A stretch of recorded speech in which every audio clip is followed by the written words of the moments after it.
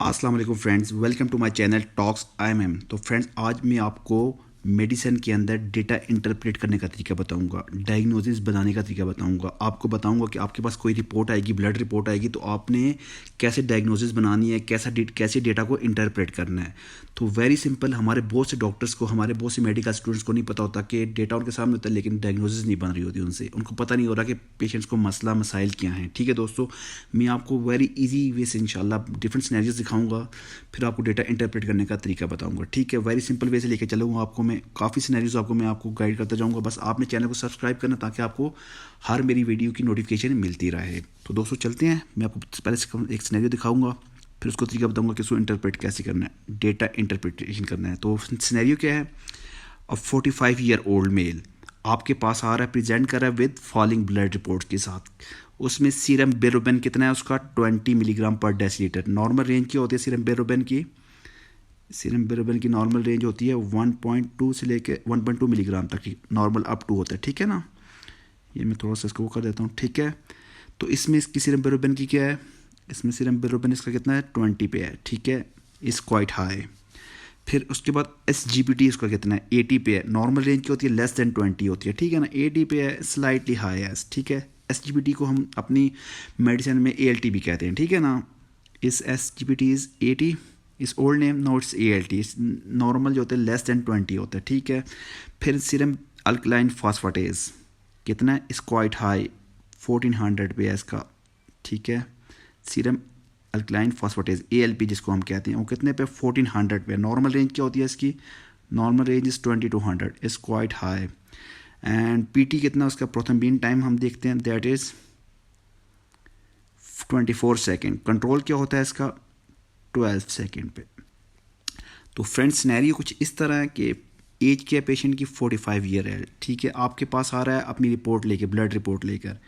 ठीक है, तो आपने जब ब्लड रिपोर्ट देखी तो सीरम बिलिरुबिन 20 के ऊपर था, is quite high. Normal age is 1.0। SGPT जो ALT था वो 80 पे था, इट्स लेस देन, मतलब 20 से कम होना चाहिए, इट्स मतलब is high but not too high. फिर सीरम एल्कलाइन फॉस्फेटेज आपने देखा, is quite high, 1400। Normal range is 20 to 100 and PT is 24 second. तो फ्रेंड्स, ये हमारे पास सिनेरियो आ गया। तो what is your most likely diagnosis? आपके जहन में क्या डायग्नोसिस आती है भाई? Diagnosis,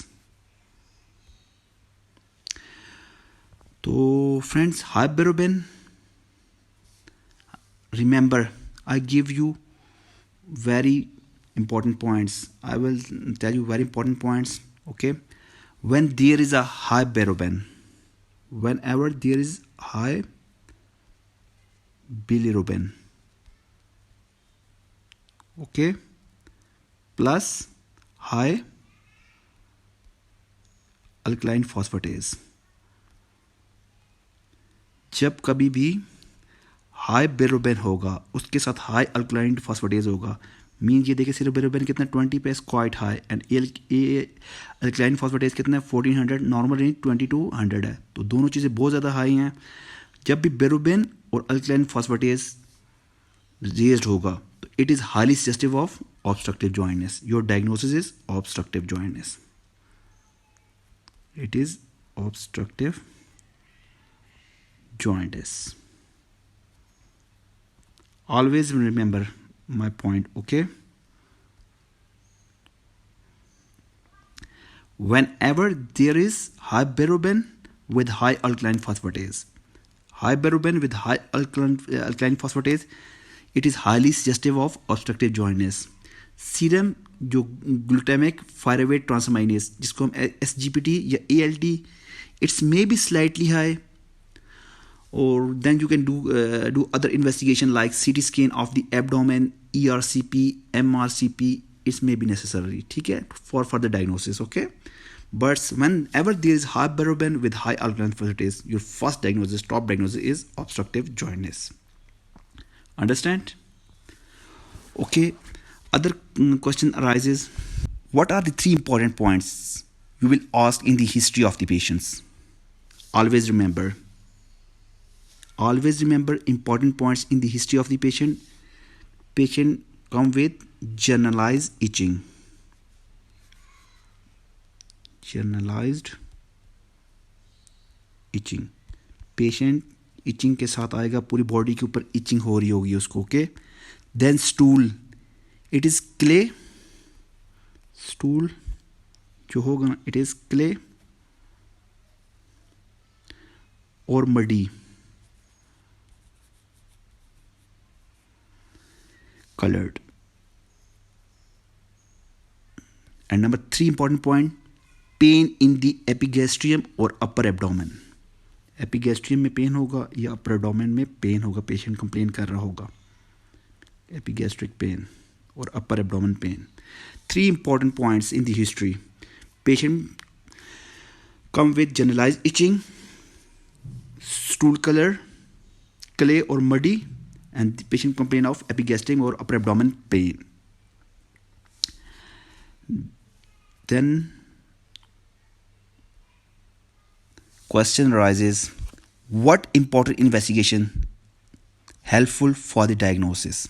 What important investigation comes in your mind for the diagnosis? I will write here important investigation.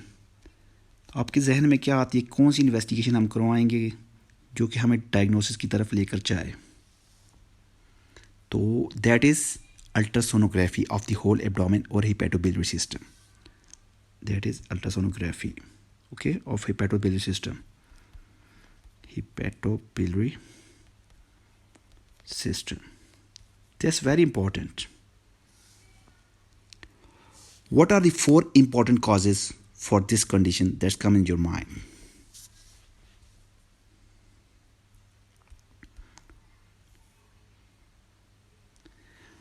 Remember 4 important causes that causes obstructive jaundice.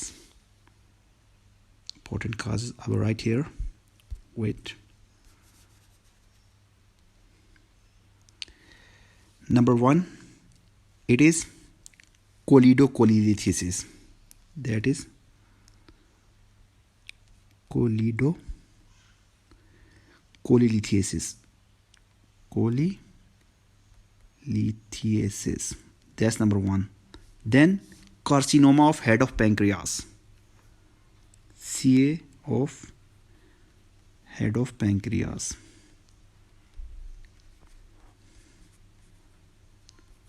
Then another important cause is periampullary carcinoma.